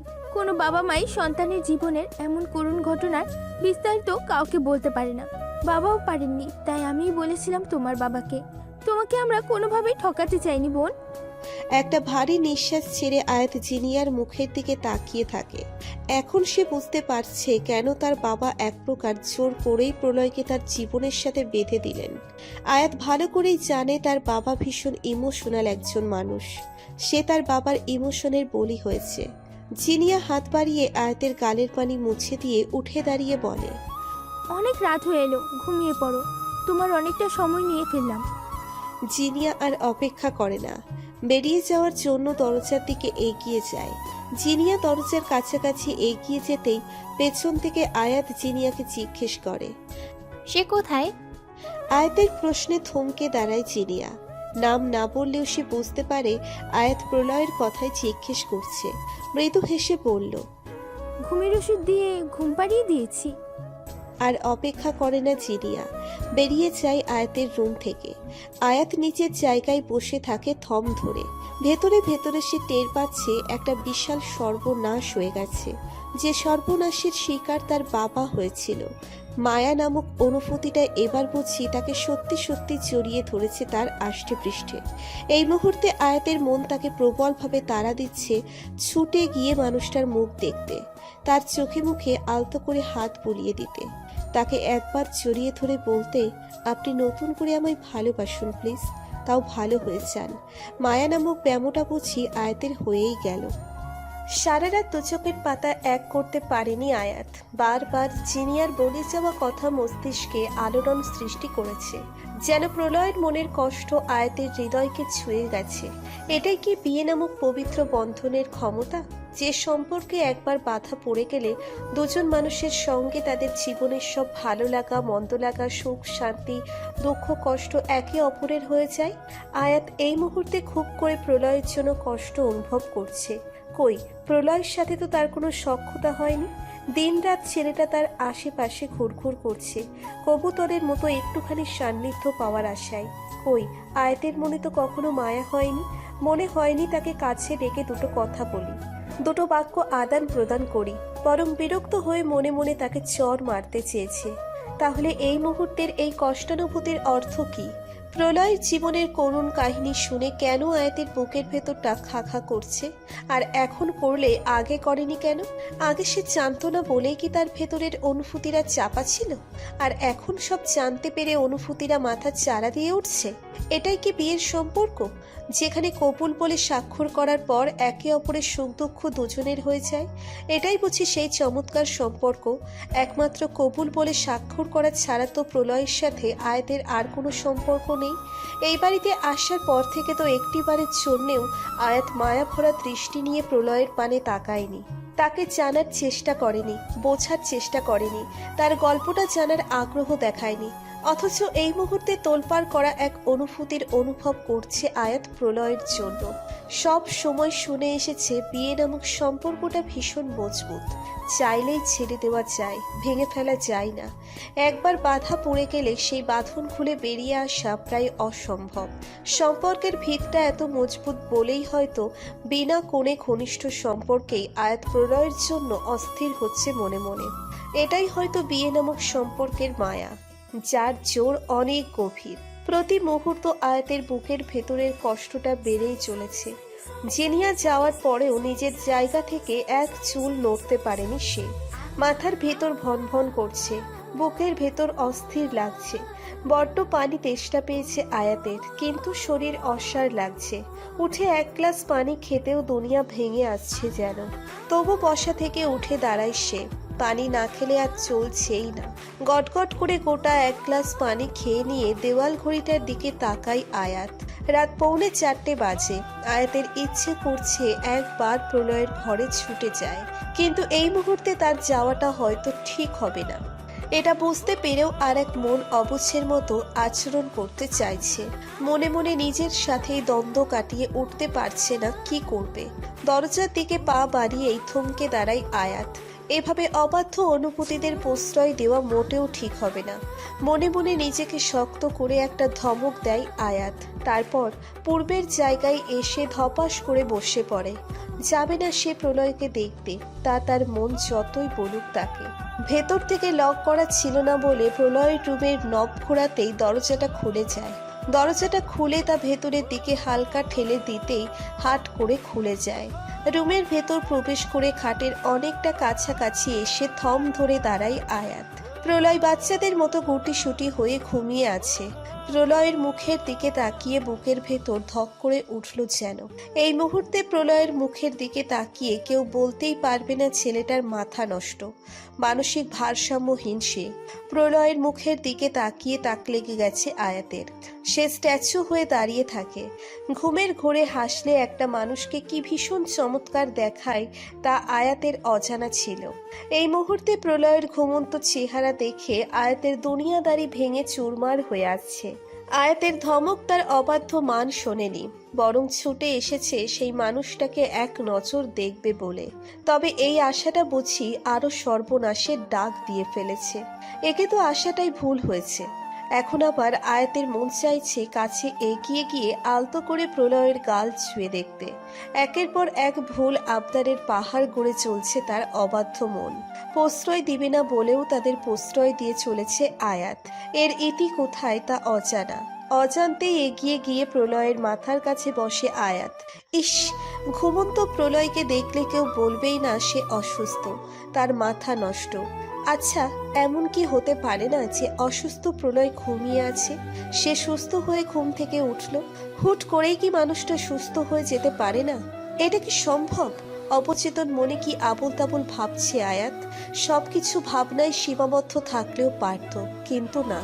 ভাবনাদের ছাপিয়ে বাস্তবে আয়াত কেবল ঘুমন্ত প্রলয়ের গালে হাত রেখেই ক্ষান্ত হয়নি, আলতো করে ঘুমন্ত প্রলয়ের মাথাটা নিজের কোলে নিয়ে নিয়েছে। আজ এক রাতেই মায়াদের বড্ড বেশি প্রশ্রয় দিয়ে ফেলছে আয়াত। সে ইচ্ছে করে করছে বিষয়টা তেমনও নয়। কিছু ঘটনা আমাদের ইচ্ছের বিরুদ্ধে গিয়ে আপনা আপনি ঘটে যায়। তেমনটাই হচ্ছে আয়াতের সাথেও। প্রথমে ইচ্ছের বিরুদ্ধে গিয়ে ছুটে আসা, তারপর পাশে বসা থেকে শুরু করে ঘুমন্ত মানুষটার মাথা কোলে টেনে নিয়ে গালে হাত বুলানো, সবই আয়াত করছে অবচেতন মনে। অপলক তাকিয়ে আছে আয়াত প্রলয়ের মুখপানে। আচমকা চোখ মেলে তাকায় প্রলয়, সঙ্গে সঙ্গে জমে যায় আয়াত। এই মুহূর্তে এমন একটা মুহূর্তের জন্য মোটেও প্রস্তুত ছিল না সে।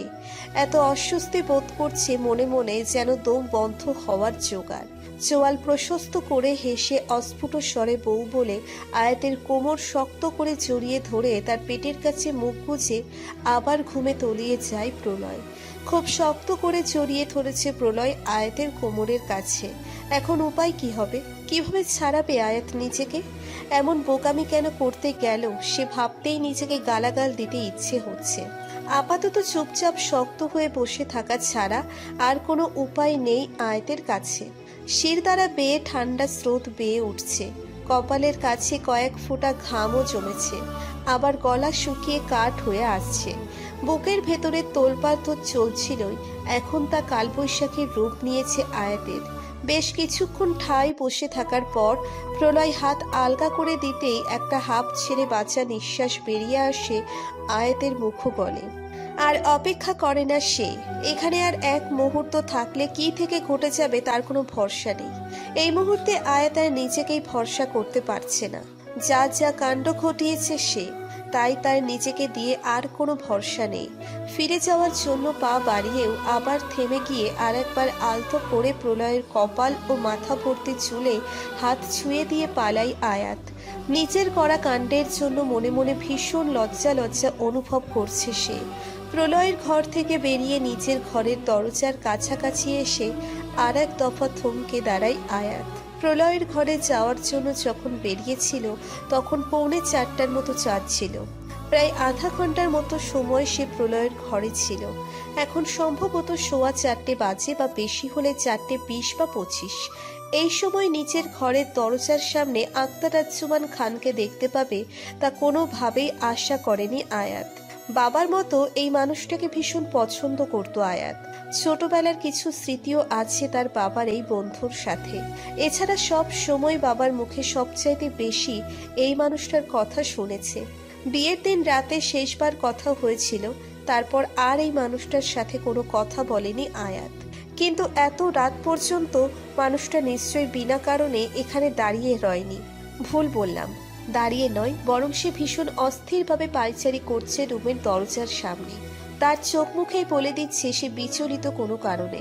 দূর থেকে দাঁড়িয়ে তা বোঝা অসম্ভব, তাই কি হয়েছে তা বোঝার জন্যই এগিয়ে যায় আয়াত।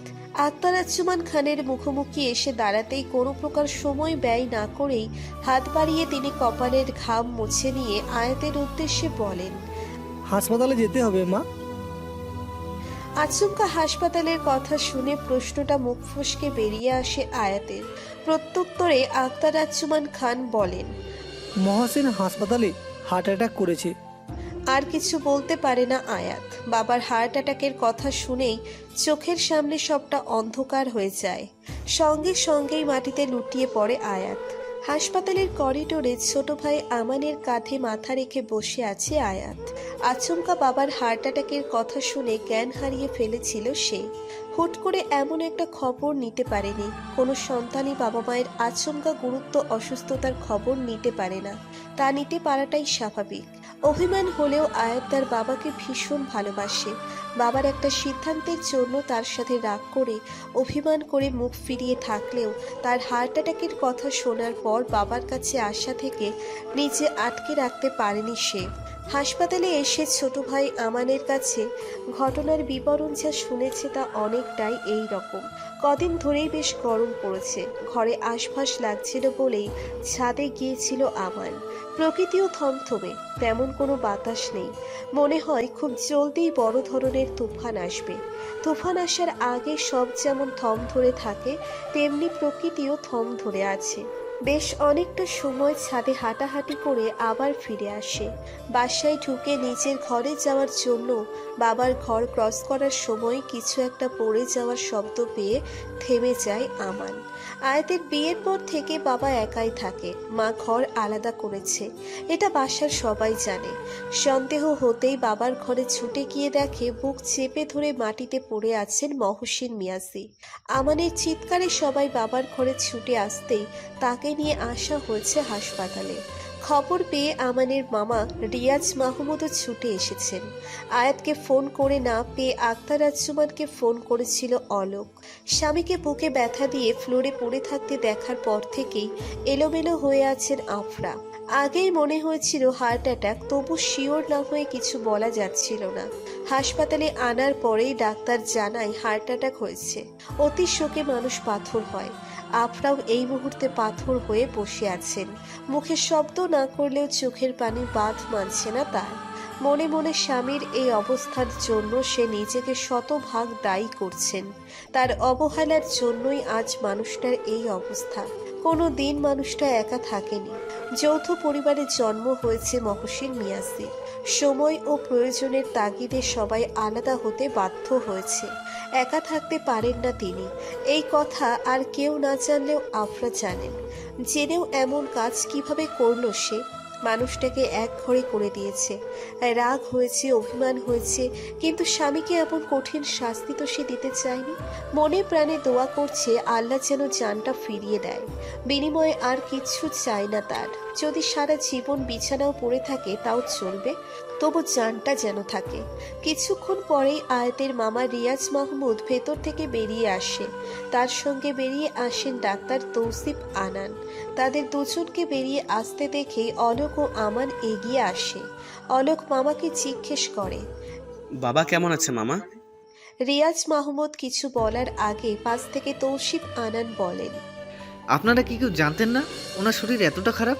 সপ্তাহখানেক আগেই উনি এসেছিলেন চেক আপের জন্য।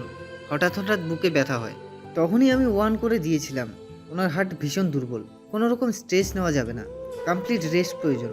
আপনাদের কারো চোখে পড়েনি? এতক্ষণ শাশুড়ির পাশে বসেছিল রাখি। ডাক্তারের কথা শুনে এগিয়ে এসে বলে, আমি ঠিক ধরেছিলাম বাবার শরীরটা ভালো নেই, কিন্তু মার ভয়ে কিছু বলতে পারিনি। এতটুকু বলেই থেমে যায় রাখি। আরো কিছু বলতে নিয়েছিল সে, কিন্তু অলোকের চোখ রাঙানি দেখে থেমে যায়। আরো কিছু বলতে নিয়েও বলতে পারে না। তবে এটা ঠিক, রাখি ঠিকই লক্ষ্য করেছিল শ্বশুরের শরীর বিশেষ ভালো নেই। প্রায়ই লক্ষ্য করেছে চোখ মুখ কেমন হয়ে থাকতো, ঠিকমতো খাওয়া দাওয়াও করতেন না। ফ্যানের নিচে বসে থেকেও ঘেমে নিয়ে একাকার হয়ে যেতেন, কিন্তু তখনই বুঝতে পারেনি হার্ট অ্যাটাকের লক্ষণ। রাখিকে থামিয়ে দিয়ে অলোক জিজ্ঞেস করে, বাবা এখন কেমন আছে মামা? এখন ঘুমাচ্ছেন, জ্ঞান ফিরলে বিস্তারিত বলা যাবে, ধৈর্য রাখো। সামনে এগিয়ে গিয়ে বোনের পাশে বসে রিয়াজ মাহমুদ বলেন, আল্লাহকে ডাকো আপা, শুক্রিয়া জানাই জানটা ফিরিয়ে দিয়েছেন, অনেক বড় ক্ষতি হওয়া থেকে বেঁচে গেছেন। একবার মুখ তুলে ভাইয়ের দিকে তাকাই আফরা, কিছু বলতে পারেন না। অপরাধ বোধ চেকে বসেছে তাকে। মহসের মিয়াজির জ্ঞান ফিরে ভোর 6টার দিকে। ডান পাশের জোর একদমই কমে গেছে। ভাগ্য ভালো মুখটার কিছু হয়নি। আস্তে আস্তে চেষ্টা ও প্র্যাকটিস করলে লাঠি ভর করে হাঁটতে পারবেন হয়তো, কিন্তু আপাতত কিছুদিন রেস্টে থাকতে হবে তাকে। হার্ট অ্যাটাকের পরবর্তী সময় অনেক গুরুত্বপূর্ণ, অবজারভেশনে রাখতে হয়। মহসিন মিয়াজিকেও অবজারভেশনে রাখা হয়েছে। আপাতত কাউকে দেখা করার অনুমতি দেওয়া হয়নি। ডাক্তার জানিয়েছে 6 ঘন্টা অবজারভেশনে থাকার পর পরিবারের সবাই এক এক করে দেখা করতে পারবে। সবাই একত্রে মহসিন মিয়াজির সাথে দেখা করতে কেবিনে গেলে রিয়াজ মাহমুদ ধমকের সুরে বলেন, সবাই একসাথে কেন এসেছিস? একে একে দেখা করবি। এখন যা, দেখা হয়েছে, আপা বাদে সবাই বাইরে যা। আফরাকে থাকার অনুমতি দিয়ে বাকিদের কেবিন থেকে বের করে দেন রিয়াজ মাহমুদ। বোন ও দুলা ভাইয়ের ভেতরের যুদ্ধের কথা রিয়াজ মাহমুদ জানেন, তাই ইচ্ছে করেই ছেলেদের ও ছেলের বউকে কেবিন থেকে বের করে দিলেন। সবাই বাবার সাথে দেখা করতে গেলেও আয়াত যায়নি। আফরাকে চোখের পানি ফেলতে দেখে মহসিন মিয়াজি বলেন, কাঁদছো কেন অলোকের মা? আমি তো মরে যাইনি, এই দেখো কথা বলছি, এখনো বেঁচে আছি, আল্লাহ নিয়ে যায়নি আমাকে। স্বামীর কথা শুনে এবারে ডুকরে কেঁদে ওঠে আফরা। আহা, কি শুরু করলে বলো তো? তুমি কিন্তু আবার নিজেকে দোষারোপ করো না যেন। তোমার জন্য কিন্তু কিছু হয়নি, হওয়ার ছিল বলেই হয়েছে, এখানে তোমার কোনো দোষ নেই। মুখে কিছু বলতে পারে না আফরা খাতুন। হাত বাড়িয়ে স্বামীর একটা হাত ধরে সে। মানুষটাকে জানে সে এই পরিস্থিতির জন্য নিজেকে দোষারোপ করছে মনে মনে। বোঝেন বলেই এমন পরিস্থিতিতেও সে তাকে বোঝাচ্ছেন। বুক ভেঙে কান্না আসছে আফরার। মহসিন মিয়াজি বলেন, একটু মাথায় হাত বুলিয়ে দিবে? অনেকদিন তুমি মাথায় হাত বুলিয়ে দাও না, আমার ঠিকঠাক ঘুম হয় না। এক মুহূর্ত ব্যয় না করে স্বামীর মাথায় হাত রাখে আফরা। আলতো করে চুলে হাত চালিয়ে হাত বুলিয়ে দিতে লাগেন। চোখ বুজে মহসিন মিয়াজি আরও বলেন, বুঝলে অলোকের মা, যা হয় তা ভালোর জন্যই হয়। এমনটা না হলে তো তুমি আমার দিকে ফিরেও তাকাতে না। আর এখন দেখো, আমি ডান হাতটা নাড়াতে পারছি না। তোমাকেই কিন্তু আমার খাইয়ে দিতে হবে বাকিটা জীবন। তুমি চাইলেও আর মুখ ফিরিয়ে রাখতে পারবে না। আল্লাহ সবসময় বান্দার ভালোটাই করেন, বুঝলে? স্বামীর মুখে এমন কথা শুনে আফরার কান্না বেগ আরো বেড়ে গেল। ঘুমে বুঝে আসা চোখ টেনে খুলে মহসিন মিয়াজি বউয়ের মুখের দিকে তাকিয়ে জিজ্ঞেস করেন, আয়াতকে খবর দিয়েছ অলোকের মা? একবার খবর দিবে? মেয়েটাকে একটু দেখতাম। জানি অভিমান করে আছে, হয়তো আসবে না। আমি মরে গেলে তো শেষ দেখা দেখতে আসতো, তাই না বলো? একবার বলো না আসতে। কতদিন মেয়েটাকে দেখি না, ওকে না দেখে মরতে পারবো না বলেই হয়তো আল্লাহ আমাকে নেননি। বুকের ভেতর ছ্যাদ করে ওঠে আফরার। মানুষটার মৃত্যুর কথা ভাবলেও বুকের ভেতর জমে আসছে তার। আর সে কিনা এমন অলক্ষণে কথা অবলীলায় বলে চলেছে। আফরার ইচ্ছে করছে কড়া করে একটা ধমক দিতে, কিন্তু এই মুহূর্তে গলা দিয়ে কোনো কথাই বের হচ্ছে না তার। আপাতত বের হবেও না। স্বামী তার মৃত্যুর মুখ থেকে ফিরে এসেছে, এমন একটা ঘটনার পর ধাতস্থ হতে সময় লাগবে আফরার। এই ভিডিওটি যদি আপনাদের ভালো লাগে তাহলে অবশ্যই লাইক করবেন ও আপনাদের মূল্যবান মতামতটি কমেন্ট করে জানাবেন। আর এরকম ভালোবাসার ভিডিওগুলি দেখার জন্য আমাদের চ্যানেলটি সাবস্ক্রাইব করে আমাদের সাথেই থাকুন। ধন্যবাদ সবাইকে।